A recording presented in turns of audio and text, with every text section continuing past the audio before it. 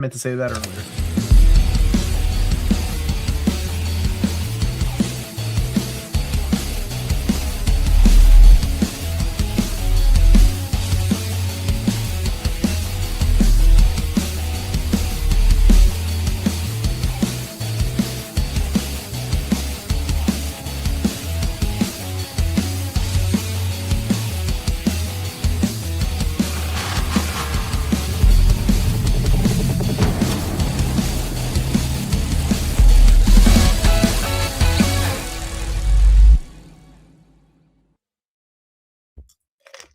Hello, everybody. This is the Uncanny Omar. Welcome to Reelz Talk.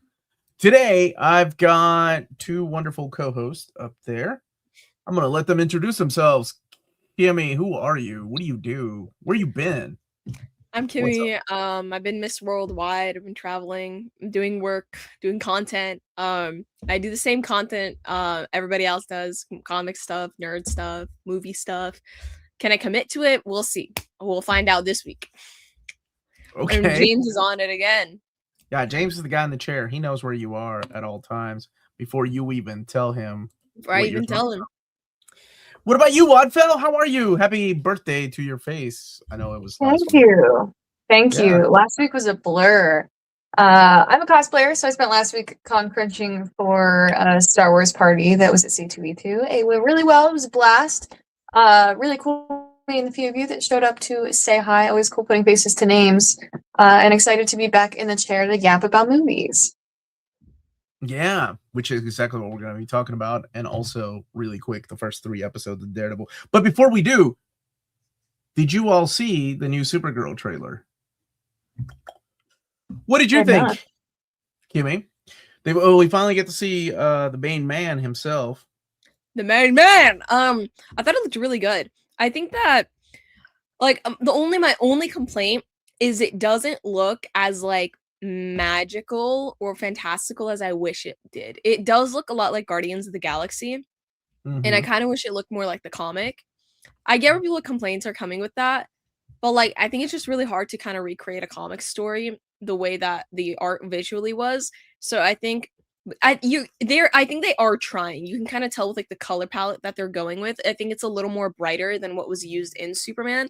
Like Superman felt a little more dim than Supergirl, but I mean, it looks great. Lobo looks amazing. And I feel like Jason Momoa really put his all into that role. And you can just tell from like the little bits that we got. And I mean, I think that, what's her name? I forget the Supergirl actress. Millie Alcock? Millie Alcock. She looks great. I think I'm excited to see Crypto die. Whoa, what are you talking about? He doesn't die, okay? He doesn't die, but like I'm excited to see You haven't seen the movie yet. He may or not survive this. You never know. He may. I'm kidding, guys. But the comic is out there. It's been out there. Like I think it's great that it's just it's really refreshing to just have a story be about a girl and her dog, and not everything needs to be this like earth-ending event. Sometimes it's just about you and your friends, and I think that's okay. I think when you said it reminds you of a James Gunn flick, I think that has to do with the tone of the trailer. The tone of the trailer, because they use what becomes of the brokenhearted, right? Like immediately you think of, oh, this definitely has that Guardians of the Galaxy vibe to it, which is the way the Guardians of the Galaxy trailers were made, which is the way the Guardians of the Galaxy movies felt. Mm-hmm. So yeah, I agree. I think it has that tone. It looks okay. It's hard not to. It's a space story, so there's like you're limited. You're limited to a certain capacity of like it's harder to adapt that fantastical color palette and element of Supergirl Woman of Tomorrow in like live action. Had it been animated, that would have been great as well. But I'm excited for a live action Supergirl movie. Oh my god, I'm so geeked. I'm so ready for that. July can't come soon enough. I'm excited for it too. It looks great. And we talked a little bit about Spider-Man last week. There was another trailer that dropped that I don't think either one of you two have any nostalgia for, but I am curious what you think because you watch movies. But there is a He-Man Masters of the Universe movie, and the second trailer dropped. Mm-hmm. Did they just drop it? I haven't seen it yet. Go watch it right now. I saw it in theaters when I watched it on Mary. I did see Project Hail Mary. I really liked it. I can't wait to see that. My wife was bored, but she also read the book, and she was like, "Oh, I really like the book. I'm surprised I didn't like the movie as much." I loved it. I thought it was great. I thought it was a little boring. I don't think it's as good as Interstellar, but I think it was because I was really tired when I watched it, and I think the slow pace was like I was literally like, "This is good, guys," but I was so tired. Oh, I loved it. I thought it was great. Oh my gosh, I could have gone for another hour, because I just, well, no, the trailer's already spoiled one of the big things, which is Rocky, right? So I think that was one of my favorite parts, and where it went and what they did with it. I thought it was great. Yeah, and since I hadn't read the book, everything was new to me. Yeah, I hadn't read it either. So was it so I didn't really understand the whole thing going on with the sun. So the sun is dying because there's like some sort of, I'm gonna call it a bacteria. I know it's not a bacteria, but bacteria that was essentially like eating the sun, right? And same premise. Okay, yeah. And there was only one, there was only one sun unaffected, and it was because like the belt or whatever. Well, that's part of the spoiler, so I don't want to spoil it for people. Like I haven't seen it yet. Yeah. It just came out. Yeah, so I mean, there is a reason why they go on a mission, right? Like, and why Ryan Gosling, I almost said Ryan Reynolds, why his character was made to go on this mission, and everything, all that was in the trailers. Yeah, holy crap, is that real? Project Hail Mary first cut was 3 hours and 45 minutes. Project Hail Mary was one of the most faithful adaptations I've ever seen. That's what Melanie said, which that's why she told me some of the things that they left out of the book. But the things that I'm glad they kept were in there. So I think we should normalize movies being like 3 or 4 hours long. Oh my God. I love you for saying that. But the problem with that is that if you're going to get people back in the theaters, it's got to be that machine of like getting people in, getting people out. Hour and a half. What do they tell like superhero movies? Don't 2 hours for action flicks during the summer. That way it's a constant like in and out, in and out, in and out. But like superhero movies don't need to be more than 2.5 at most. Like something like Doomsday should be 3 hours or 4 even, because there's a lot to unpack there. But I think we need to normalize. Like I was watching Lord of the Rings, the director's cut for the first time. You've never seen it? I'd never seen it. I watched it like over the last few weeks, and it was it was good. Like my thing with Lord of the Rings is it's hard for me to like. It was good. It was good. Like I didn't think it was the greatest thing I've ever seen, but I was like, I really I appreciate the tropiness of it, And I don't know, Frodo kind of pissed me off a lot of the time. I don't know what was up with that. What was up with him? He's annoying a little bit. I liked Sam. I felt like Sam was the most realistic character in it. I liked, what's his name, Aragorn. Oh my God, he was fine as hell. Every time he came on screen, I was like, yep, yes, whatever you say, King, literally. But I really liked that the movies, it felt long, but it didn't feel boring. Like every scene felt like it needed to be in it. And I was like, damn, had I not watched the director's cut, I think I would have not liked the series at all. Well, so the movies came out, right? When we went to go see it in the theater, that's what we got. We got the theatrical. Back in my day. Well, it wasn't that long ago. It was only when did they come out? 2000? It was 25 years ago, Omar. Okay, you need to stop. 20 years ago was only 1980. So when they came out, we only had the theatrical cut. It wasn't until they announced that they were doing the DVDs that we were going to get an extended cut. And I love director's cuts, so I was like, oh, hell yeah, I'll check it out. And then we found out that we're going to do it for the rest of the series. Oh, my God. Yeah, and that is the only way. Just like in this house, we only watch Aliens, the director's cut. We only watch the director's cut of Lord of the Rings. I have only ever seen extended. What's that? No. Oh my God. Battle of Seven Armies is so awful if you watch the theatrical cut. Are you kidding me? Dude, I cannot do I love that book when I was a kid. And The Hobbit, wait, which one is Battle of Seven? The first two I agree, but that last movie is like almost unwatchable in the theatrical cut. It's almost unwatchable. I don't know if I could you know what? I'll tell you this. I've only seen those movies twice. When I saw them in the theater, and I was disappointed with the first one. Actually, wasn't bad.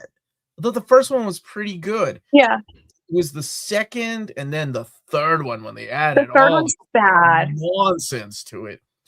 And I don't want to spoil it for Kimmy if she hasn't seen it, but The Hobbit, right? and then I watched The Hobbit, and Yeah, then I I haven't watched watched it the yet. director's cut of those movies, and I was like, well, I think I'm even more bored and more pissed off at the second and third movie.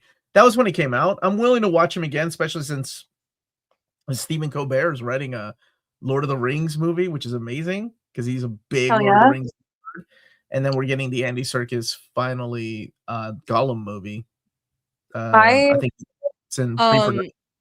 Gollum is the ugly little thing that was with them. I know right? you ain't asking Gollum is the ugly little thing. Yes, he is.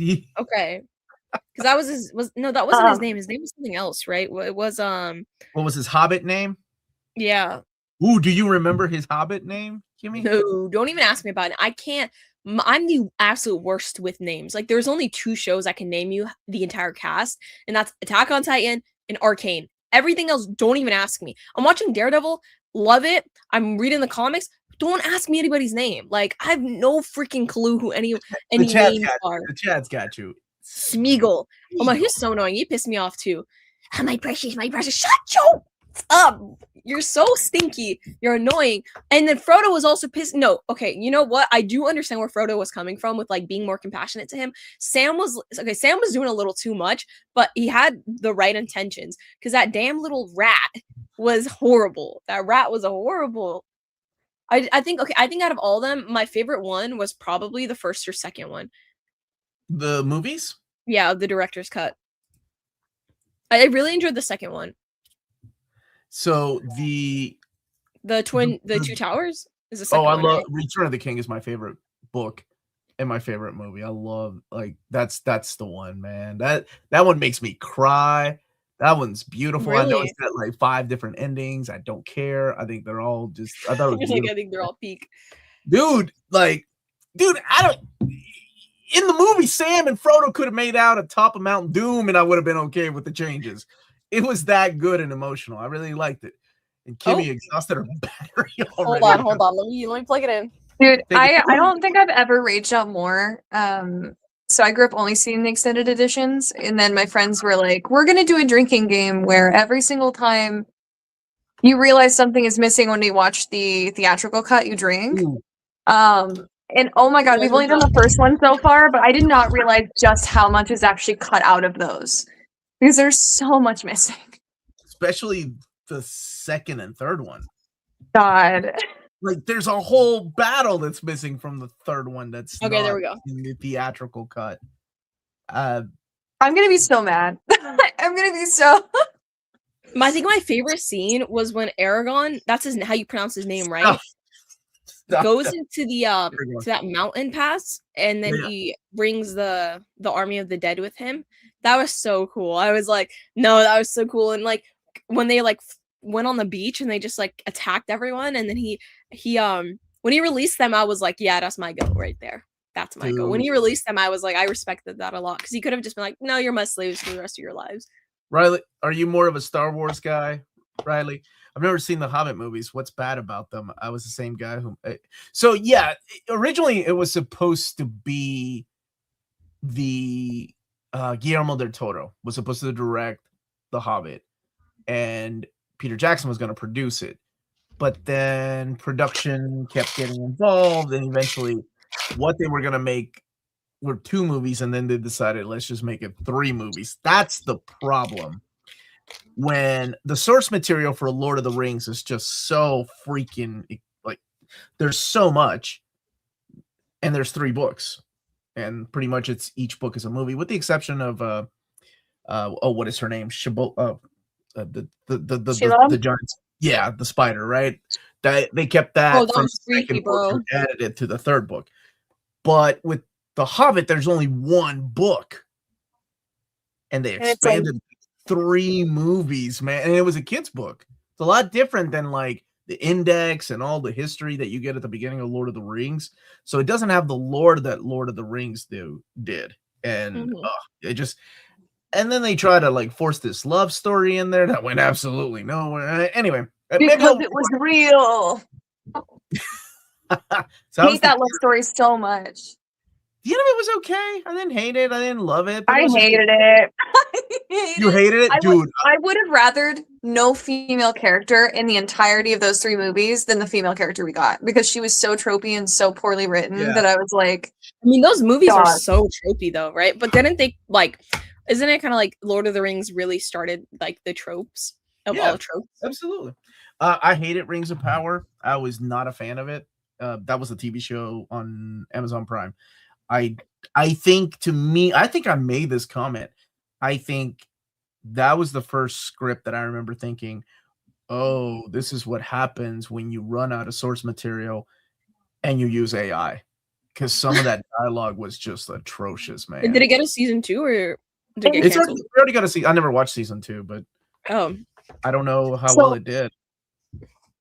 I don't know if you feel this way. I think the beef for me is I was super excited about it when I heard like the era they were covering.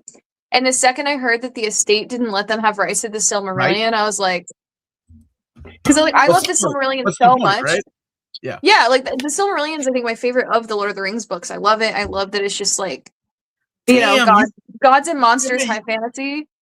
It's like Lord of the Rings. For real? That's like the Bible of Lord of the Rings. It doesn't read like the others, right? I'm a mythology nerd, right? So like for me, like I love respect. But like I just kept finding myself unable to untangle the stories they were doing from what it should be in the Silmarillion, and unable to like take it as like a different universe in a way, because it was so different, and I just kept getting frustrated. So I don't think I got past season 1 either. Yeah, it was the most expensive show that has ever been made. Rings of Power, and none of it went to the script writers. I can see like one guy being the script writer in charge of AI writing multiple scripts. It was just awful. It was awful. It was trying. Let me see if it's getting a season 3. Oh, it is getting a season 3. I'm sure it is. And it wrapped up production. Because there's a lot of Lord of the Ring fans, and we just love the content. But I just had to step out. I'm like, you know what I call you people? What your kind people? is? You say you people? You people. I call it starved fandoms. And that's why like there's a science behind this, guys. And so I like to call them starved fandoms. And you really have to like analyze certain fandoms, like, and when there's a resurgence of things, like I think I can name like off the top of my head is like that have really big fan bases but are kind of starved, is like Hell of a Boss, Has-Been Hotel, like in the sense that like, yeah, they're getting new content, but they just have a fan base that's like so obsessed with the content that it's not enough for them. And so when you make content about it, it always succeeds. I think another good example is Ben 10. I think I have a whole list actually on my phone because I need to cover like all that content about it. And I it's think like oh no, go ahead. I don't even think I'm on the right account. I don't know. Oh, so I have like 14 emails. But it's just that I think that like a lot of fandoms just don't have enough content and they always want more. So it's not that difficult to kind of like this is going to sound really bad, but like I think every single content creator sort of preys on that because they know that if they can make Go on. No, go on. What? Every like content creator kind of preys on that because they know that they will make money or, you know, succeed through it. I think like Power Rangers is one of them, Clone Wars, Teenage Mutant Ninja Turtles, and then more niche things would be like Critical Role isn't niche, but I didn't even know how big Critical Role was until like 3 weeks ago, bro. I was like, what do you mean these people have 4 shows and like a game and they're what the? I was like, what the? And it's like, I would say Power Rangers, Clone Wars, Ben 10, TMNT, Ninjago. I've never seen a single Ninjago. No, Ninjago has a fan base, dude. No, and it's I don't even know how to say it. Is it Ninjago? It should be Ninjago, it's right? Ninjago. I would say like Lego Batman has a fandom. There's like a weird niche fandom that they have. What fandom are we talking about here? Like, what do you like? It's just people that want content, and that's why I think there's a lot of reaction YouTubers that succeed because like when you have a personality and you can't react. You're talking about that.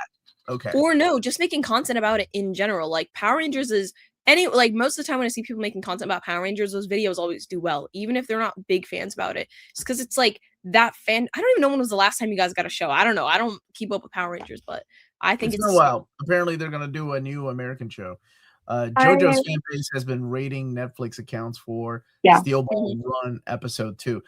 My daughter is listing every fandom in the 2000s. No, that's what it is. It is 2000s fandoms. You guys haven't been fed in 20 years.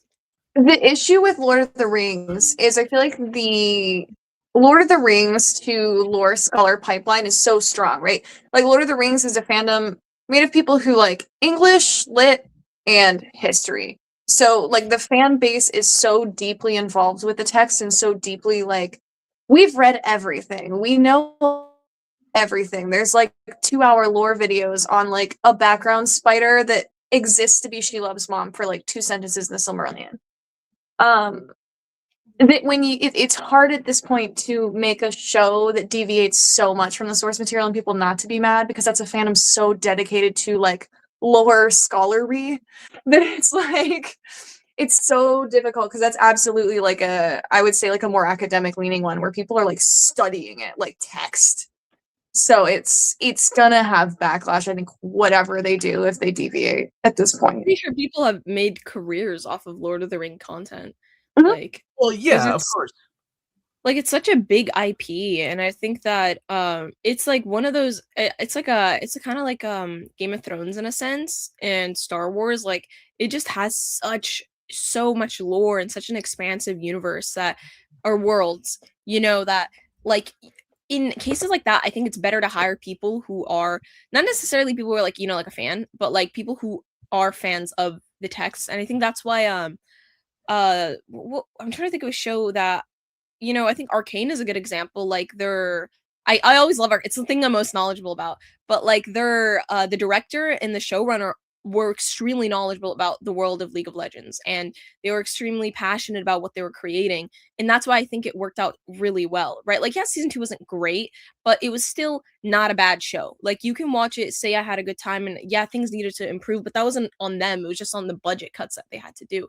And so when you are able to hire people who have a genuine love or at least an understanding of what they're going to be producing, you'll get something incredible. But then when you don't, you'll get something like the Star Wars modern trilogy, right? It's just like just let's throw shit in there and nostalgia bait, and it's just that doesn't work. You need to be able, like, I just think there's an issue of it's not even creative, it's just people cannot be imaginary. Like, you cannot imagine things anymore, right? And I think that's one thing. Like, I think because I'm such like I imagine things all the time. Like, wow, I wish like this happened in this show, and like I would have deviated this plot this way. I just think like if people don't do that anymore, it's about how much money can we make from making this, and like how many impressions and da da da da. And I'm like, that's just not how you can succeed. At least not anymore. And I think I'm seeing it more in TV and media. At least it's kind of denting. I think Hail Mary is a good example. Like, there was a lot of love put into that role and into that show or movie. Sorry, and I think that's why it was very entertaining and very good. Right, and then you get something like, I don't know, Super Mario, which is coming out, which is obviously a cash grab, but I mean, it is what it is. I think what ends up happening, and I know we got to talk about a couple things here, but I think what ends up happening is that someone mentioned One Piece. It's just because the creator is. I think One Piece is a great adaptation. I love it. I think it's awesome. It's turned people like my brother into fans of One Piece. That he's like, forget that. I'm not going to wait another year to watch what happens next. So he bought like all the manga box sets and started reading them, which is the point. I remember interviewing Garth Ennis, and we were talking about The Boys, and he was like, yeah, the point of these things is to get people to read the original things. Yeah. Just like the point of all, everything, like Harry Potter movies, go and read the books, or Lord of the Rings. It got people to check out Game of Thrones. That was a big one. Game of Thrones was so huge. People were reading the books, and as a fan of reading, I'm all for that. So, but I think what happens is we are so nostalgic for these things, and they're so precious to us that precious. Almost very similar to that, right? It's almost like they belong to us. So we are personally offended if it doesn't go the way that we expected it to go. I think a prime example of that, and I need to get this train back on the track, but but as soon as I mention this, it's gonna go off track. Is The Last Jedi. The Last Jedi is a prime example of building your own story in your head for years, having watched the original trilogy and knowing where the characters of Han Solo, Leia, and of course Luke Skywalker were going to be in 30 years' time. And a lot of that, of course, came from the expanded universe, whether it's the books or the comics. So by the time The Last Jedi movie came out and we saw these characters and what happened to them, yeah, like fans were pissed. Fans were like, no, why? No, what the hell happened to Luke Skywalker? This isn't the way you treat a Jedi. Like, so it's a weird place to be, because it's like we're getting so much more Star Wars content than we've ever had, ever. So we should be blessed. We should be lucky. Same thing with Lord of the Rings. We're getting 2 movies and they have a Rings of Powers. But now it kind of gives us a moment to sit, watch these things and then bitch about them because they're not what we expected or what we've been hoping to see over the years. So it's very similar to waiting on a comic book for so many years and then expectations were so high and then being completely disappointed when it doesn't deliver. And I think as fans, you do have the right to complain, and then you have every right, because it part of it belongs to you. Somebody created it, sure, but it's also you, and it helped made who you were, which is why people sometimes like myself get offended personally when things like Rings of Power come out, and I'm like, they're not even fucking trying. Like, what are we doing with this script? So yeah, I can see why people are pissed off. We should review The Last Jedi one day, and then you're going to see the fan base be really divisive. My brother loves The Last Jedi, and I remember walking out of that movie going, what the hell did I just see? Although it does have the best fight scene in any of the Star Wars movies. I love that fight scene in the throne room. That thing is amazing and beautiful. Throne room is good. I think the Red Sand ship battle is also really visually cool. Yeah, visually it was a beautiful. The last one. The second to last one. Episode 8. It's with that red room fight, right? Yeah, Not the red. Yeah, that's what it's called. Mm-hmm. Yeah, I don't know. My thing is, I thought about this earlier today. I think that we judge media too harshly, and I think that when you watch something, you should be entertained by it more than anything else. I think as long as you're entertained, it's not that bad of a piece of media. I think my favorite example is Superman versus Batman. I think that's a terrible adaptation of Superman and Batman. Do I think it's a fun movie? Absolutely. I watched it. I was like, yeah, this was great. Had I been a 16-year-old teenage boy watching this during the peak of the DCEU, this would have been absolute cinema to me, right? But knowing the characters, I think in a sense, knowing the original source material kind of ruins things, because you can never really appreciate something fully. I can't ever really appreciate the Snyderverse because it's just not what I want to see, right? But more than anything, I think you should watch a movie. I think you should have fun, but I think you should also criticize it for not following certain material. But I think, I don't think inherently, I don't think Batman versus Superman, the extended edition, is a bad movie. I do think it's a bad. Never seen it. Really, I think it's a bad adaptation, if that makes sense. Had it been its own thing, I would have been like, no, this is probably one of the best superhero movies ever. But since it's based off of such an important piece of, because it has, I don't know why they adapted the death of Superman in it. It pisses me off till this day. I remember rewatching it for the first time in a long time, and I was like, wait, this is the death of Superman. This is Doomsday in here. What the right? Because I hadn't watched this movie for a long time, because I don't want to revisit the Snyderverse. It's pointless. But I was revisiting it and I was like, not pointless. Wait, I remember watching it and I was like, wait, he dies here, right? Is this the death of Superman? And then it's just, I don't know. There's just a lot. I love the Snyder cut of Justice League. So. It was good, yeah. But I think, I love Batman versus Superman, the Ultimate cut or whatever, the director's cut of it. I thought it was great, but I think it's a terrible adaptation of the characters. If that makes sense. That whole movie made a lot of mistakes. What about Daredevil? Born Again season 2. Let's talk about that. I hate it. You're not a fan of Daredevil? I'm kidding. No, that's great. Speak. I love it. Okay, well, here's the thing. When you watch the Netflix show, it was see, I still think season 1 and 2. Oddfell and I went back to rewatch season 1 just so we can. I haven't revisited in years, and to this day, I think it still stands as a freaking amazing origin story. I agree. although it took 10 episodes right before we finally get to see the costume and stuff, but it had one of the best fighting sequences, and it went places that you were surprised that it was gonna go, like killing off characters that are still alive in the comic books and really relevant in the comic books in season 1 of Daredevil Netflix. So much so that it's impacting the characters in season. Well, I guess what is this? So confusing. This is Daredevil Season 4 and 5. This is season 4.5, I guess, right? Yeah. So it's weird going from that and then dropping F-bombs left and right on a Disney Plus show with and even Daredevil dropping F-bombs. And I remember in season 1 when we reviewed it last year, I thought, is this like Disney's edgy way of saying, look, we can curse now on Disney Plus? Yeah, probably. That's what Echo was. Yeah, well, Echo was the first one that did it, right? So wasn't the first F-bomb in Guardians of the Galaxy, I think it was 3? Yes, because technically a PG-13 movie is allowed one F-bomb, if I'm not mistaken.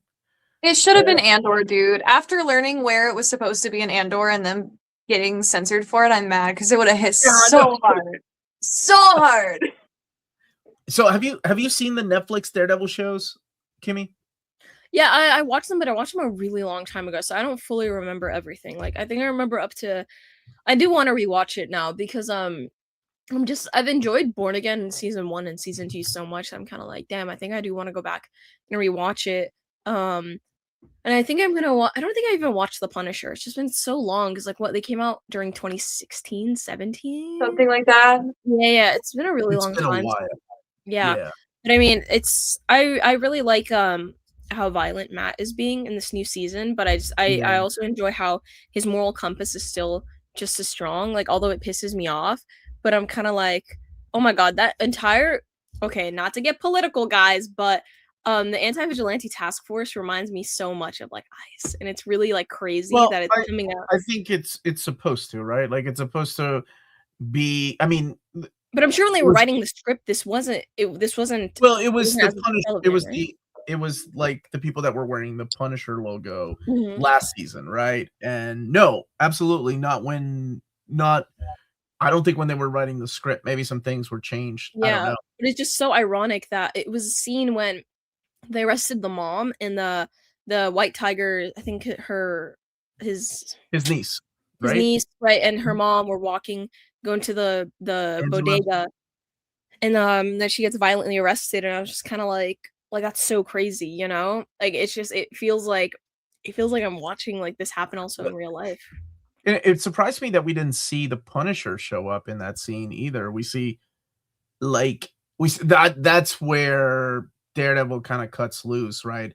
Him, and we even get to see the character of Karen gun and just start fighting back. And and she kidnaps the guy, right? The anti. Yeah, and then he's like, I want to join you guys.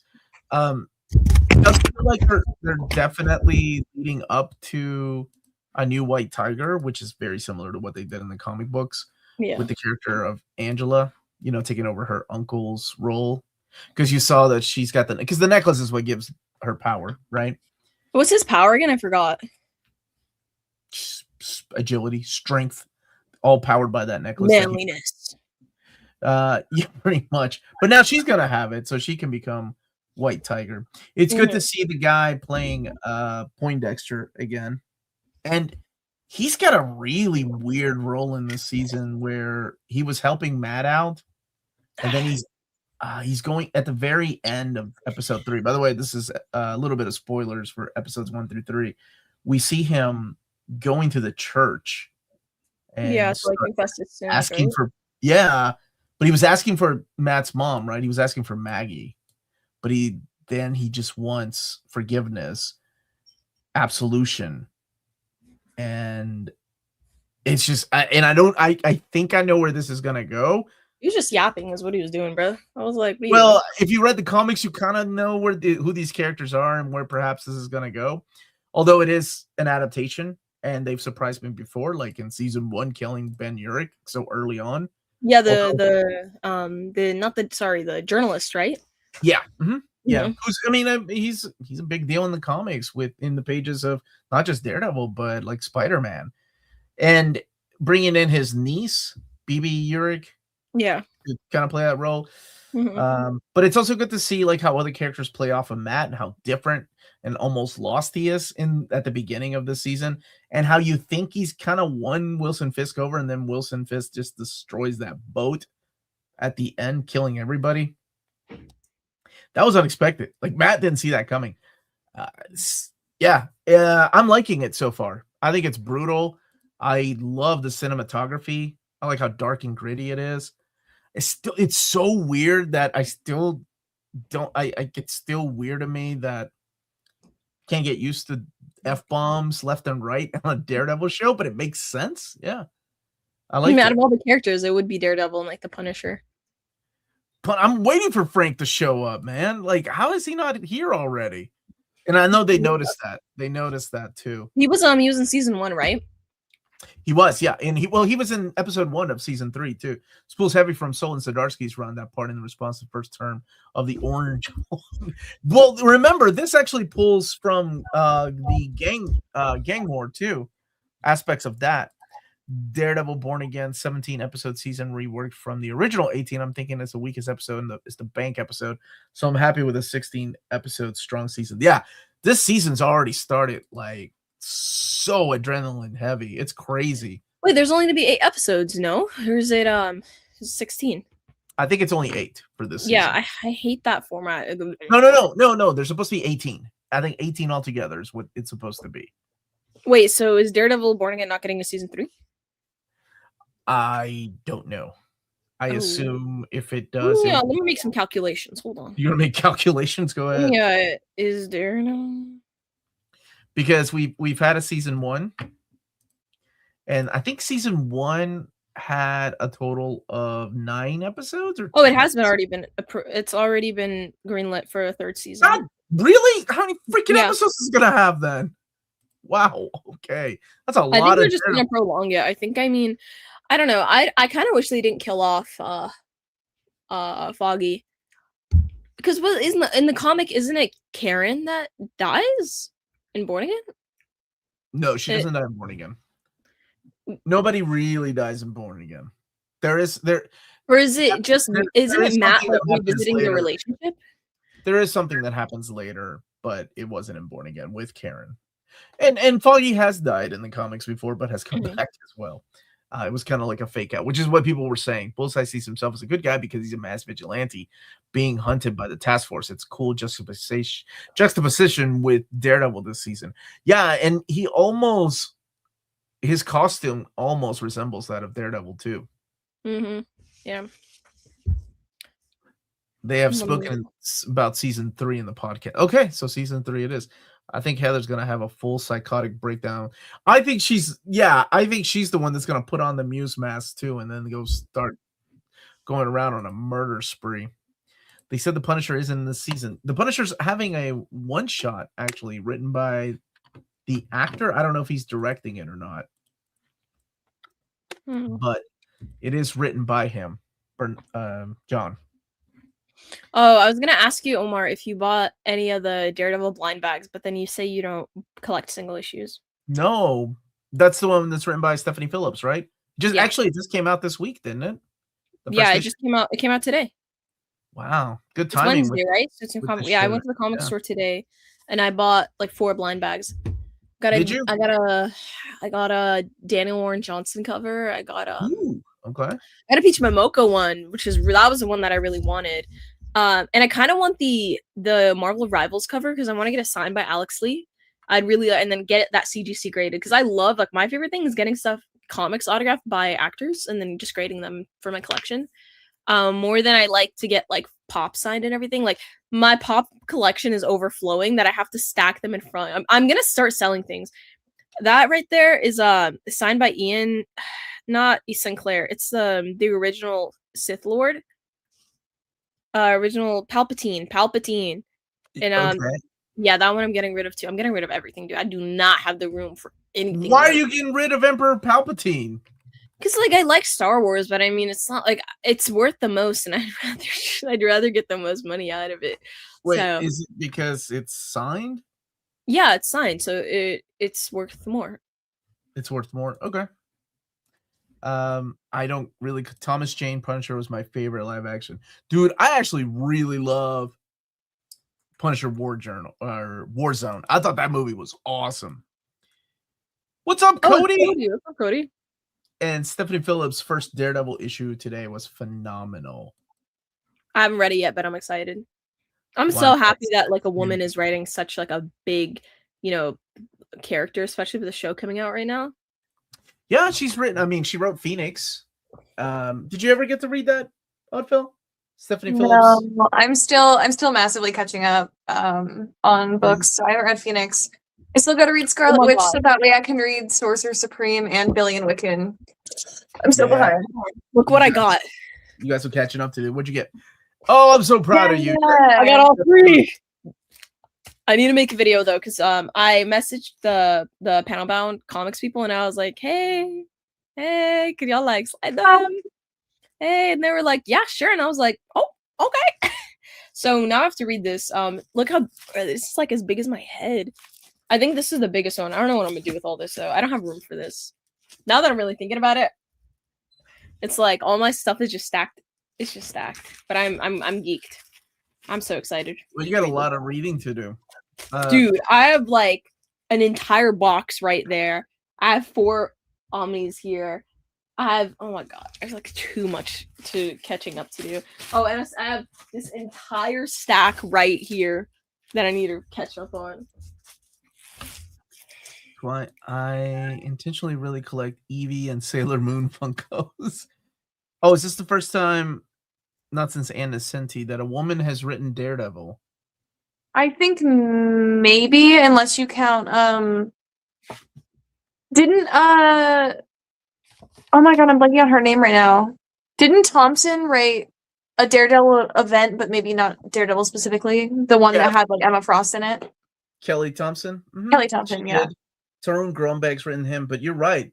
As far as the ongoing series, I don't think there has been a woman writer on Daredevil since Anna Senti. Yeah, it's been a long time. Yeah, kind of a big deal. I think it's gonna be great. Yeah, I'm excited for it. I really like the first 3 episodes. I can't wait to see the next 5, and we'll probably come back around and review it. But the reason we came here today to gather together is to talk about one of the greatest 80s comedic movies of all time. That's Airplane. Now, Ødfel had, what were your choice? Yours were great, by the way. It was Young Frankenstein and Groundhog Day. My daughter was hoping Groundhog Day. That's it, Erica Schultz. But she was the she only did the mini series. She hasn't done the ongoing series. But yeah, you're right, Erica Schultz. I'm surprised they didn't give it to her. Okay, sorry. Yeah, you went with Young Frankenstein, Groundhog Day. My youngest daughter, that's one of her favorite movies. She was hoping we rewatch it. And I'm like, nope. People voted for Airplane. Mine were Airplane, and what was the other one? I chose Clerks, which is a classic. Yeah. So people voted for Airplane. Have you ever seen Airplane? I watched it and I liked it as a teenager. Okay. So I think the last time I saw this, I was probably like 13 or 14. Okay. It's been a hot minute. Okay. But the most important part is, did you like it now as an adult? No. And that was the most shocking thing, is how much I didn't like it. Like I'm not even kidding. I wanted to like it because I remembered liking it. I didn't laugh. Like, dude, like I'm sure we can get into it, but like broad strokes, I disliked it so much more as an adult than I did as a teenager. It just wasn't hitting. It wasn't hitting. Okay. What kind? Because so this is a parody. Yeah, it's a parody of this very common disaster movies that were taking place in the late 70s, early 80s, like Tower of Inferno, Airport, Jaws, I guess could be considered a disaster movie. And parody movies have been around since like the early 1900s. I want to say, like, as far as like silent movies, they were doing parody movies. What didn't hit for you? Was like the type of humor, the dialogue? What was it? It was like so many of the gags felt like they were either aimed at kids or people actively on coke. Like it was like it would be funny the first time, right? But then it was like they would beat every single funny joke that they did have in the first like half hour like a dead horse through the rest of the film, right?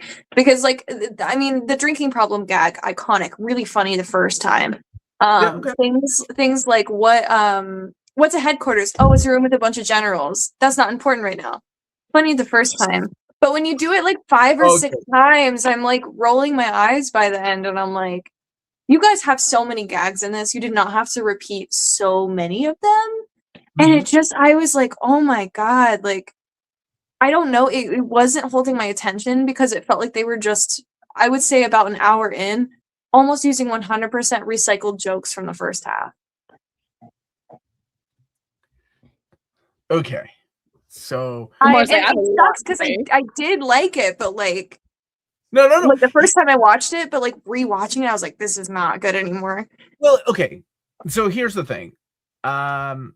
When I have found myself, the older I get, I cannot believe I'm saying this, but the older I get, the more I go back and revisit movies and that I loved when I was younger. And now I'm like, oh man, what was wrong with me? It was so edgy. It was so like over the top ridiculous and over sexualized. But with comedies, I take it with a grain of like I can't look at it with like modern lenses, right? Like I have to look at it from the point of when it came out and when I enjoyed it. Because oh my God, the jokes in there. There's a lot where I had to be like, this was made in the 80s. I'm just gonna like remember that. And like because that's why like I'm not gonna judge it on like the amount of tasteless jokes simply because it came out in the 80s. So many. There's so many where I'm like, or like there's no way in hell you could do today. Like the pilot when he's talking to Joey. Literally, I was like, they're just saying that. Like when I was you're just saying things. I would do that to my coworkers. Those are the kind of questions I wanted to be the weird guy at work. And those were the questions I would ask my coworkers. Never have met them. Like asking them random questions like, do you like hanging around gymnasiums? Do you like hanging around gymnasiums, Bobby? You ever seen a grown man naked? Like you could not do that joke. Like people would be canceled.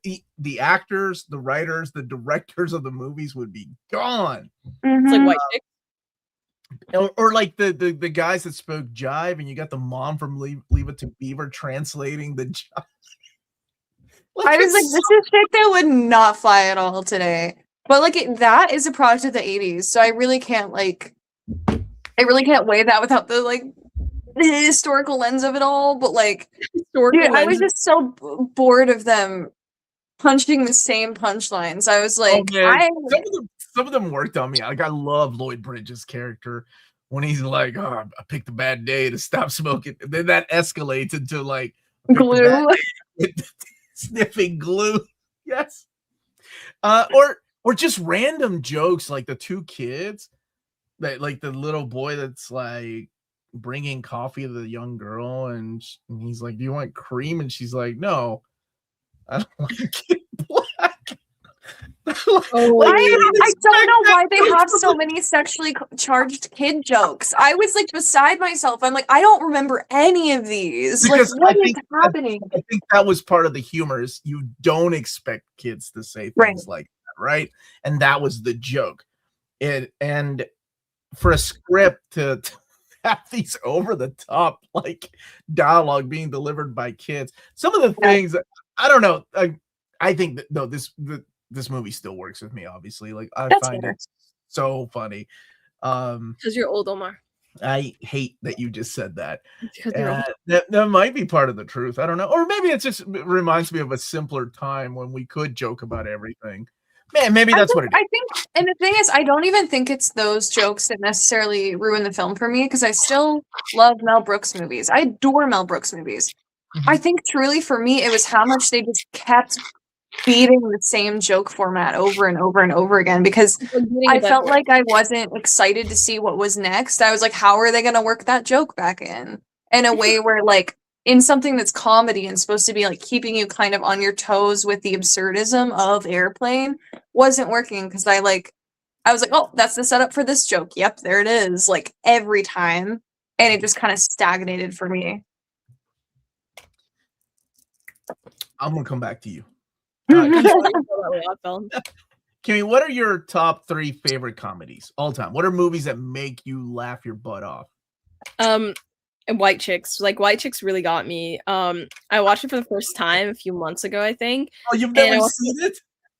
Dude, I like low-key have like the worst, for someone who does content, you think I'd watch everything in the world, and I just don't. I just like, I'm hyper fixated on 3 things that I need to always just talk about it. I need to always talk about it, and that's why I started doing content. But I'd say White Chicks. Comedy, like, I don't even know. I don't watch comedy movies like that. I don't even watch anything, to be honest. Hold on, let me see. Okay, like if I were to ask you though, like, well, I did ask you if you were to tell someone, like, here's the 3 funniest movies that I enjoy, if you want to get to know Kimmy. I know Oddfell and I have talked about this. So it kind of surprised me that you didn't dig this as much, because comedy back then, this has a lot of like, what is that type of comedy? Like Abbott and Costello. Oh my god! You know what? Who's on first? Who's on first? Right? Like that joke. Yeah.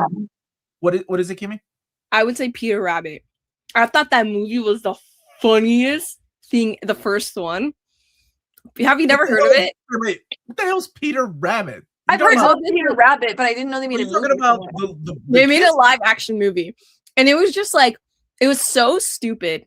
It was hilarious. Like, it was, oh my god, I remember watching it in theaters. I gotta Google this nonsense. It's the first Peter Rabbit movie. I feel like it's just a Paddington movie. What? Yes. Okay. I don't know what this is. Jojo Rabbit. Yes, it is called Straight Man Comedy. Thank you so much. That's. And then probably like, oh my god, she's the man. She's the man was fucking hilarious. Oh my god, the Peter Rabbit movie with that movie. Okay, I'll be honest. I'm gonna come clean. I ain't ever seen Peter Rabbit. I ain't ever seen She's the Man. She's the Man is so good. It's is really it really? funny. It's very like rom-commy in like a tongue-in-cheek way. Yeah, like it's kind of like making fun of the genre. Oh my god, my back! If you're like an old lady.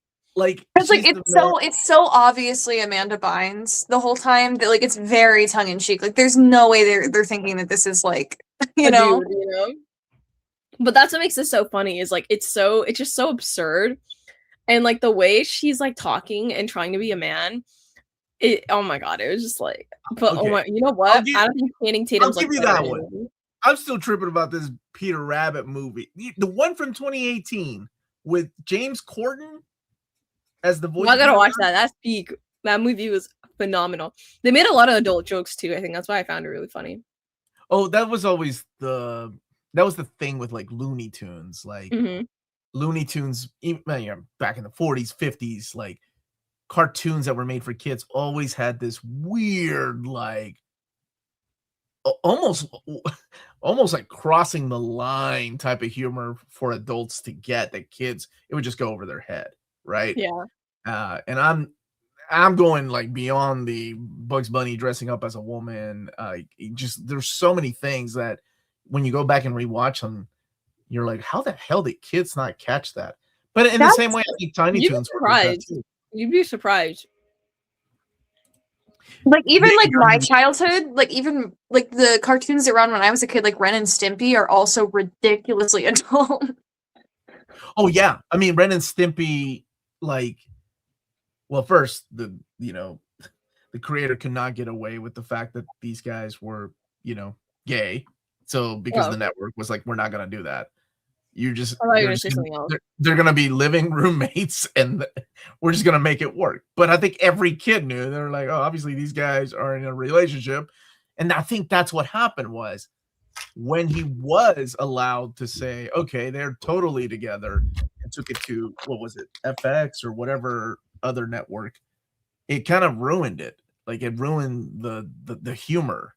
Because part of the humor was like, why are these They two have guys to be, together? right? Yeah, like Right, that yeah. was the Yeah, Blazing Saddles is a classic. I love that movie. But also, But you guys should watch Peter Rabbit. That was great. I That cannot really, believe, like, the next time. When is your birthday, Kimmy? it's May 23rd. All right, we'll do your birthday month. You can pick your three favorite comedy movies. Two of them I haven't even So seen. I know you've seen The Jerk. Have you seen The Big Ear? Me? Yeah. Or, yeah, I have. Mhm. The Big Ear is one of my favorite comedy movies of all time, but I think it's also that I'm initially in that group of people, so it's like extra funny to me. But it's one that I get roasted for liking all the time. That's the one with Steve Martin. It's got Jack Black, right? Steve Martin, Jack Black, and Owen Wilson and their Owen birders. Wilson. That was it. Yeah. I don't remember anything about it. I don't remember like loving it or anything that stood out. So I guess it was just there. It's I don't- good. It's very funny, and it's very extra funny if you're in like that like wildlife space. I've also met the guy that the movie's based off of, so Oh, really? I'm biased. What? But yeah, so like I work at a summer camp. So we have movies on reserve to play the kids if it's a rainy day. It's like Meatballs. It's like that movie. It's Yeah, like we talked about that. the most dry Jane Goodall documentary you've ever seen in your life, and they really do her dirty. Like it's so dry. But we have like a like Rolodex, right? But we do that one because that birder is in the same general region as my summer camp, and sometimes we'll book him for an afternoon program. So we'll show the kids the movie, get them very excited to meet this birder, and then he'll take them on like a really incredible bird walk. Because this guy, I mean, like he's Can rocking bird like walk. Swarovski crystal, like really expensive binoculars. You hold that up to your eye, and you're like, I could see the feather from like a mile away. Like these things are crazy, and the kids get really excited about birding. And so I also just like that movie for like other reasons, but it's a really zany, fun comedy. I like I said, I think I've seen it one time when it came out. And that's the thing about comedy, right? Like it's all subjective, right? So you're gonna find things that are funny that no one else is going to get. I'm gonna find things funny that obviously is going to be offensive to a lot of people, but I just don't care. So my favorite, one of my top 3 favorite comedians of all time is George Carlin. I think George Carlin was just perfect. He was amazing, and he has one of my favorite quotes about comedy, and that is, you can make fun of anything as long as it's funny. And that is, I think, the way that I have lived my life. So nothing really crosses the line. So, and I get that I think it just depends also, like well, yeah, you grew up with a different era of comedy, Kimmy, which is why you find Peter Rabbit funny. Okay, so he's calling me a loser, right? Hey, this Whatever. the way you delivered that crazy. Wait, whatever. There's a reason you find She's the Man funny.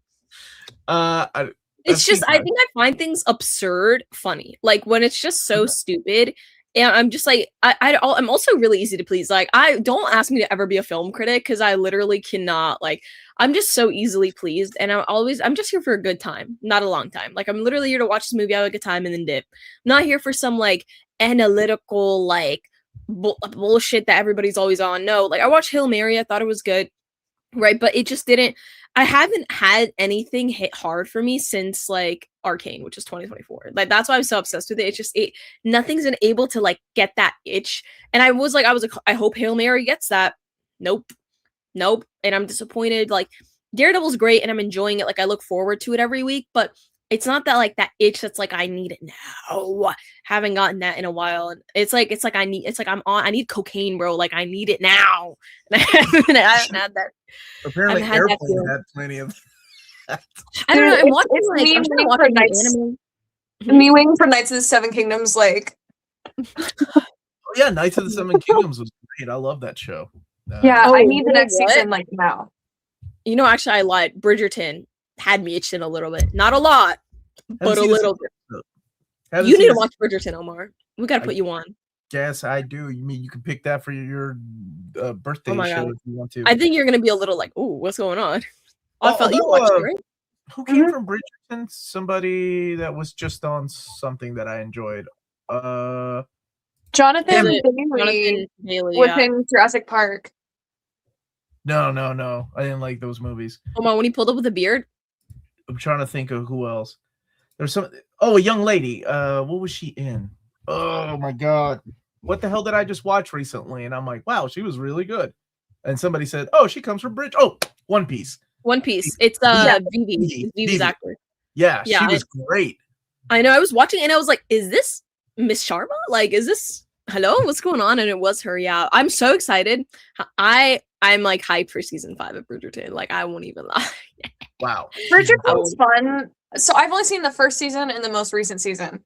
Because my roommate was very hype and was like, do you mind spoilers? And I'm like, it's Bridgerton, go ahead. Like, it's not world ending if I get spoilers. But I think the thing I liked most about the newest season is they're not hiding what their inspirations are. And if you're a fan of that, like, period piece romance genre, it's kind of like for the love of the game, fun to see what they're pulling. Like, it was so blatantly Pride and Prejudice and Cinderella, but I was here for it every step of the way. Like, every time he referenced, like when he does like I love you 3 times, I'm like, that's Pride and Prejudice, baby, let's go. I think he does it in a way where you know it's drawing my Daredevil show. It draws inspiration, and it's like, I think the point of the show is that it's going off a trope, but it's the way it adapts that trope that makes it so interesting. Like, season 4 is a Cinderella retelling, but how does it go about that Cinderella retelling? I also think that it does really interesting things. I think that it's historical piece. Yeah, it is historical, but it's also like not. It's not very really not. It's very like tongue in cheek historical. Like, yeah. There's so many inaccuracies. It's kind of very like, this is a love letter to the genre of like romantic period piece stuff. But I would say it's historical. These girls are in like full glam beats with like eyelashes. Like, Queen Charlotte is black, which is not, I don't know if you guys are historical accuracy, but that was inspired by the fact that she might have not been white and actually had been black. Or something like that. And so that's why I think the writer was like, yeah, I'm gonna put that in, why not? It's such like a, I think it's a very much like a love letter to the genre. And I just think that, it's just so interesting. Like, the next season is going to be about 2 lesbians. Historical accuracy where? Historical accuracy where, and it's just, it's been around for a while, Kimmy. What, Bridgerton or lesbians?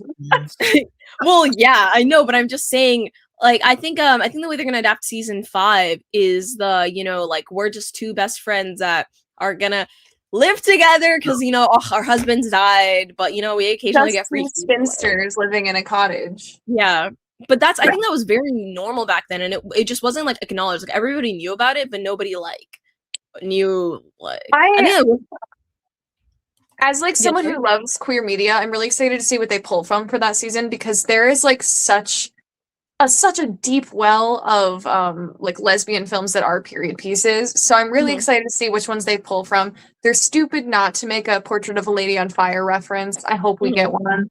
But I think that'll be so fun. Oh, that's just my dad. That scared me. I was like, is my mom calling me? But the soundtrack I'm really excited for, because they're gonna do a lot of probably Chappell Rowan songs. If she lets them, maybe she's gonna end up booming somebody, she gets a little crazy sometimes. You're gonna be like, oh, we're gonna have a kid in the show. She's gonna be like, I can't put the song in that show. I don't know if you guys know what I'm talking about, but I'm not, I can. I'm gonna go on a tangent about Chappell Rowan, but I don't want to do that. But the point is, it's a really good show. Huh? Wait, you said you're going on a tangent about what? Chappell Rowan. Oh, gotcha. Okay. Yeah. I don't know. I get it, but I also don't get it. I just think if she wanted to stay hidden, she would. And I think in a sense, it's kind of like part of her marketing tactic, if that makes sense, to do what she wants to do. I mean, hey, it's work. Like, nobody approaches her in public. I wouldn't approach her in public. No, man. Or I could just be like, I'm hijabi. She's being raped. No. I'm joking. But yeah, like, I think it's worked. It's in her benefit to where no one wants to approach her in public because they're scared she's probably gonna like yell at them or something. But her music is good, though. I'll give her that. She can sing some bangers. Was there anything you liked in Airplane, Oddfell? I mean, I like the absurdism. I think there's lots of really iconic jokes that come from this, like the "It's a horrible day to smoke" or like the drinking problem. It's generally like very paint by number 80s comedy. I remembered liking it a lot more. I think it's one that hasn't aged the best also. But like it does have iconic jokes. It has jokes that people still reference to this day. I know that some of the jokes are like rely heavily on you having also known some of these movies. Yeah, and also like things like the train goodbye scene, like that one's really funny, but it relies on you having seen like a lot of films that have like the soldier going to the war before, but like that's a really funny sequence they did that I think is good. Or okay, so there's a scene. This is that reminded me of a perfect example. They are making out on the beach, right? Yeah. And that scene comes from Here to Eternity. And if you hadn't really seen that movie or knew that particular popular scene, the joke of the fish and the seaweed just like coming up on the beach and like while they're making out would have kind of been lost on you going, this is a really weird long makeout scene on the beach. So it's humor like that it kind of relies on you having to know some pop culture references for late 70s and 80s movies. But what I found so cool about this movie is that it seems like Jerry Zucker and David Zucker, they also did another movie called Kentucky Fried Movie, which is another one of my favorites. But they chose actors like Lloyd Bridges, Peter Graves, Leslie Nielsen, and Robert Stack, who were known for playing like, you know, the Untouchables, like detectives, right, like serious roles, like your no nonsense type of character. And then in this movie, they made them into comedic actors. I mean, as soon as you hear Robert Stack's voice, you're like, oh, it's Ultra Magnus. That's so cool. But, you know, it's Robert Stack from Unsolved Mysteries. It's Robert Stack from The Untouchables. But it's just so cool to see them, like, joking, like, in a weird way. And in a way, like, that's what I expect from Leslie Nielsen. Like, so for me, like, to me, that's, like, what his career kind of became, was doing more of those silly movies, but... Yeah. So, like, later on in their careers, like, that's what happened. Like, Lloyd Bridges, same thing. He was in, what was it? The Hot Shots. I love those movies too. But okay. What would you give this movie out of 10? And you can be real with me. A 4. And it bums me out because I remember that I used to like it, but it didn't age well. Okay. It's not even just not aging well, just the reused jokes really made me like not laugh very much the second half, and that sucked. I wanted to laugh. Did anything make you laugh? Oh, some of the ones in the first half, like again, like the train sequence is funny. The first time they do the like, what's a headquarters? Oh, it's a room full of generals, but that doesn't matter right now. Like lock in, or like when he's like painting and it's like the guy's actually in the hospital, like posing for him. Like a lot of the jokes in the first half like make you laugh, and then they're like, "You laughed once, we're gonna show you the same thing 8 more times." Because you laughed once. Or like the when the old woman next to him like hangs herself because his story's so boring. Really funny the first time. Oh, and then the reoccurring joke keeps happening. It's just like I feel like it relied on reoccurrence too much. Like 1 or 2 reoccurring jokes, funny. Every joke reoccurring, it's a 4. Oh my god! I just realized something. That's the way my kids see me when I tell jokes. They're like, "Poppy, you're telling the same joke over and over. We get it." I'll see myself out. You're like, actually, I have to go. Sorry, guys. Bye. Oh my god, I've turned into an 80s movie with my racist Omar. jokes. Your unk. When did that happen? Oh my god. This is a 10 out of 10. I love this movie. I don't care. That's fair. I mean, I get it. Like, if I had nostalgia for it and stuff, like, I get it. Wait until I have to review Bridgerton or whatever the hell you two are talking about. Bridgerton. So, top 3 favorite comedies are Peter Cottontail, Peter Rabbit. Peter Rabbit. She's the Man. Yeah, and White Chicks. And White Chicks, which you only saw a few months ago. I love Yeah. that. Have That's you how ever good it was. seen any of the Kevin Smith movies? Who's Kevin Smith? I need to see a face. Who's Kevin Smith? Just like that, Oddfell. Oh, I felt the gray hair. I just dyed my hair and they're back now. Just from hearing that. Probably not. Hold on, let me see. Oh my god, he made Tusk. Oh, he's in Tusk. Oh, I'm okay, but first of all, Tusk is not a Kevin Smith movie. I realize he made it, but Kevin Smith is known for his Gen X movies like Clerks, Mallrats. Mallrats, yeah. You know those two dudes, Silent Bob and Jay? Oh, yeah, I've seen that. You've seen those guys, right? He made Masters of the Universe Revelation. That show goes so hard. I love Masters of the Universe. That shit's good. I mean, I guess it's good. It's probably my favorite Kevin Smith thing, but I also like. To me, the Kevin Smith movies are mid. Mid. I don't like stoner comedies, so like it's hit or miss for me. Well, like okay. I will tell you this, like that hit harder for me, like Kevin Smith movies, when I was in my 20s, and now in my 40s, I'm like, I don't know, the dialogue seems a little too much. I still love characters like Banksy, those guys, or Chasing Amy is a great movie. Although I think, you know, again, it's like, I don't think you can. I gotta go. I gotta go. I like my mom's footsteps are coming around. She came in early. She's like, "What you doing?" You get going. I move out in a few months, guys. I'm gonna be free. I'll be free soon. Godspeed, soldier. No, like I find like I liked Clerks better than Mallrats. Dogma I like the more serious ones, love those. Some of the like stoner comedy ones though were just kind of meh. Like, but I also wasn't a very like I didn't really like Pineapple Express or that whole like genre from the late 90s, early 2000s either, because they were kind of just like their own niche subcategory. Yeah. Yeah.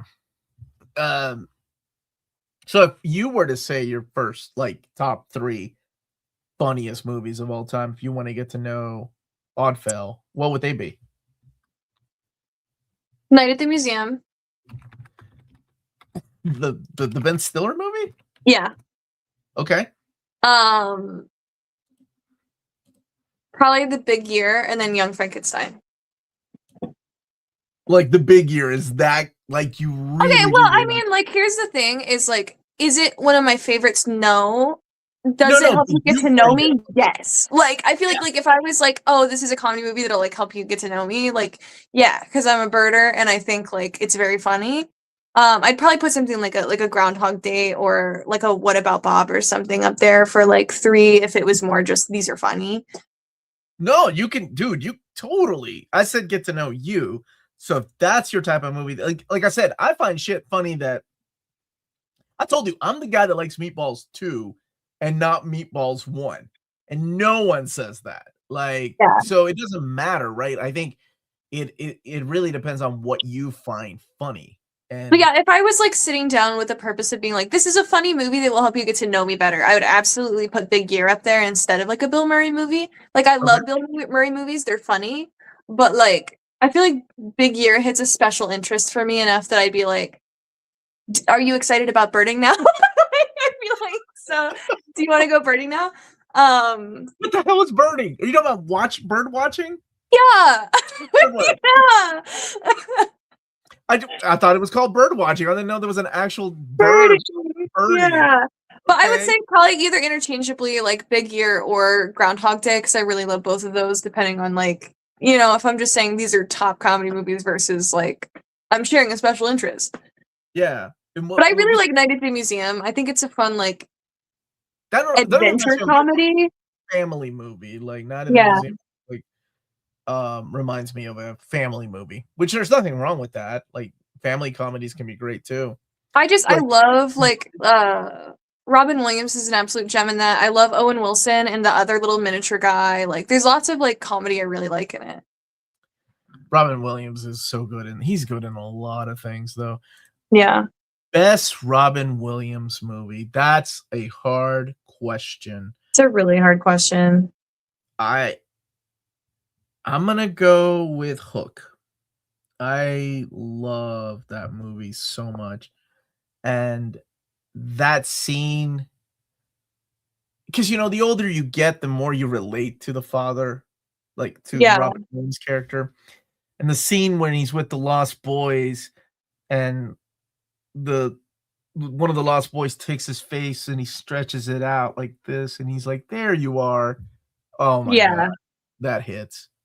Oh my god, that hits. Every wrinkle, every gray hair like that comes in, like I love that movie, man. I mean, there's others like like Jesus, like every Robin when Mrs. Doubtfire or the Mrs. genie Doubtfire is good. in Aladdin, like What Dreams May Come is I was gonna say What Dreams May Come is the one I want to say, but also it destroys me so badly every time I watch it that I'm like I watch it so infrequently. But it's just such a masterpiece. Dead Poet Society, man, that's a good Dead one Poet Society is one of my favorite movies of all time. Yeah, I love that movie. I love that movie. I also really like Night at the Museum. Like it's so hard to pick like one. I also really like Hook. Hook is good, like you were saying. He has so many good performances. Good Will Hunting makes me cry. Yeah, oh god, man, when he's like, "It's not your fault." Oh Yeah. god, he was so good in Birdcage. He was so Oh, good. I forgot he's in Birdcage. I love Birdcage. That's a good one. I like that one too. He's Yeah, so good in him with that. the parent tablets, and they're like, "We've been scraping the A's off of these for weeks." Oh my So I god. said Whatever Photo. That's not one of my favorites, but that is the one that he actually got to be a little of himself on, because he was a big anime and video game nerd, and he had like an Evangelion figure in that movie. I thought that was so random. Good. Insomnia is good. I like that one. And Baron Munchausen is one of my favorite movies of all time. You keep bringing it up, and I like know zero about it. So sometime we're gonna have to watch that. Yeah, you'll watch it and then give it a 4 out of 10, and it will Hey, wreck. maybe not. Like I feel like comedies really hit or miss for me, and even sometimes in the same genre, one will hit and one won't. So Awakenings with De Niro is excellent too. Yeah, he was good, man. Like he was a comedic actor, right? He Mork and Mindy, and then they gave him a few roles, and he just killed it. his range is incredible. Like the way he can be so silly and then immediately so painstakingly heartfelt. Like it's great. Yeah, on the lines like he's up. God, I don't know if it's hard, like a Mount Rushmore of comedians, not to include him. Yeah. I'm very glad that I got to see him live. That's so cool. Yeah, Melanie and I went to see him in Louisville. He was amazing. Just kind of crazy, like how he just comes up with stuff. I remember seeing an interview with David Letterman. David Letterman said like there were 3 people he hated interviewing. Robin Williams was one of them. And the reason why Robin Williams was one of them is because you never knew what the hell Robin Williams was going to say or do, and it could like end your show right there, or they'd have to go to like a commercial break. Yeah, I miss that guy. God, yeah, incredible talented actor. I will say that that's one of the few times I remember when it happened, like when he died. I came home. It was really weird, and like my wife and I just hugged. Yeah. Like we didn't even know him, like we were close. No, but that's one that just I think it hit for a lot of people because it was so unexpected, and also he's just such a talented force. Because if the funniest guy in the room saw himself out, yeah, hell does that leave for the rest of us, right? Like it was something like that message. Like, yeah, that was rough, man. He was phenomenal. Yeah. And the world could use a Robin Williams now. God bless. Honestly. Still got Steve Martin. Terry Gilliam's casts Williams as Rorschach in the defunct 80s. What did he? Is that real? So what would you say is his best? What was your favorite Robin Williams? This is a hard question. It's a really hard question.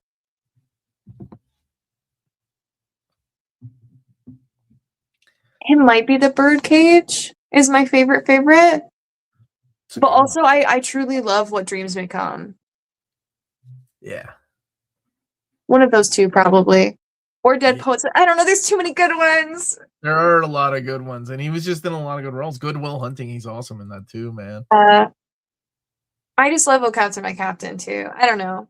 Yeah. Maybe Birdcage just because it's one of his sillier ones, and I do love he and Nathan Lane's dynamic. He's oh my god, just the range of like his abilities to act that way and then to pretend to be straight. He was so good in that movie, yeah. So good. Is it okay one too. Good Morning Vietnam's another one that I really liked. Yeah, Robin Williams wanted to be the Joker. I remember that, and they passed because Jack came on.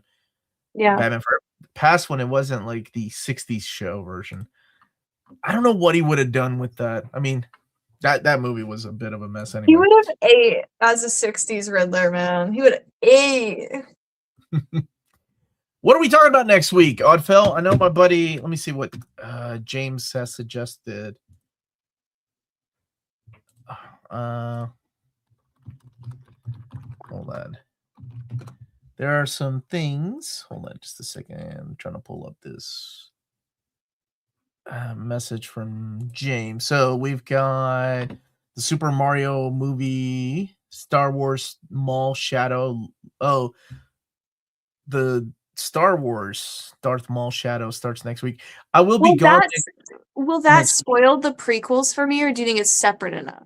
Because I'm still watching through the prequels. You haven't seen the prequels yet? Which one did you stop at? I've seen them out of order because my friend hooked me on Star Wars with Andor. So now we watched episode 1, but I haven't seen episode 2 yet. Wait. Time out.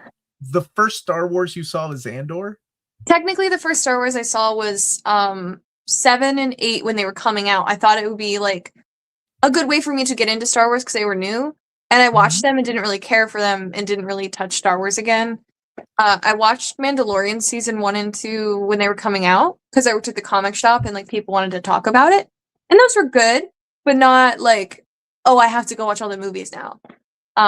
So this year I watched Andor and I was like, okay, now I kind of want to watch the movies. So now I'm watching the prequels and I'm going to watch through, but it's almost downhill for you after Andor. I know, that's what everyone's like, and I need you to know, watching Rogue One and then episode 1, crazy whiplash, insane. Watch them like within the same 24 hours, insane whiplash. Yeah, they're so they're different movies. Like it's a different, it's a genre within the genre.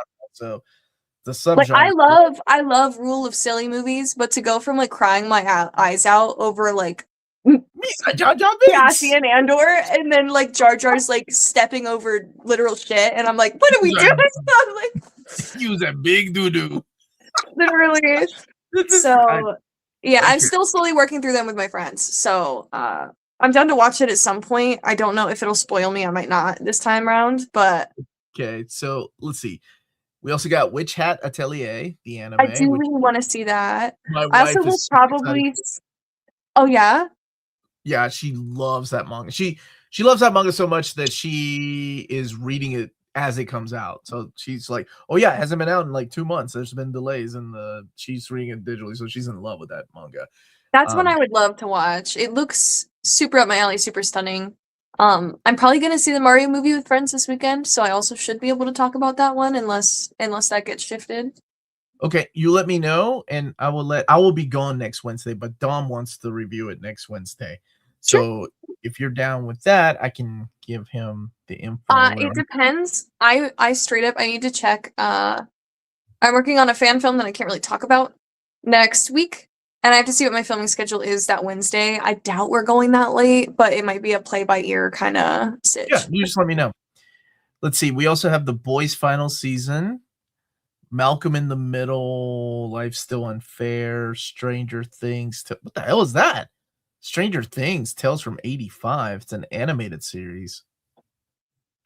And then we have If Wishes Could Kill. It's a new South Korean horror series. That is right up your alley. Oh yeah. When is Invincible dropping? Is it Invincible dropping in a week or so? Oh, it's been airing. Okay, I'll have to watch that. And Spider-Man Noir in May. Yeah. So we've got lots to pick from. I'm gonna copy this and send it to you, and we can pick and choose some stuff. But as of right now, that is it, everybody. Thank you all so much for watching. Yeah, let us know in the comments down below if you're a fan of Born Again or Airplane, and what you thought of those shows and movie. Ødfel, where can people find you when you're not hanging out with me talking about TV shows and movies? Yes, I am Ødfel over on Instagram, Facebook, Twitter, TikTok, Twitch, and here on YouTube. I do mostly cosplay related content, but over here on YouTube, sometimes I have vlogs and toy and statue unboxings, so keep your eyes peeled for those. Awesome. And I want to thank everybody again. I would love to review Snowpiercer. I love the comic and I love the movie. I haven't seen the TV show, though, surprisingly. I don't know why. But that's it, everybody. Thank you so much. Stay healthy and safe out there. We are out of here. Have a great